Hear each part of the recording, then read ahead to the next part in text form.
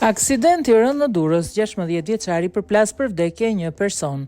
Një aksident me pasoj vdekjen ka ndodhur në flak të Durrësit. Paraprakisht bëhet me dije se një 16 vjeçar teksa drejtonte një automjet tip Volkswagen në aksin rrugor flak Bisht Kamës ka përplasur një person që deklarohet se ka humbur jetën në vendin e aksidentit. Ndërkaq drejtuesi i mjetit, 16 vjeçari me iniciale KB,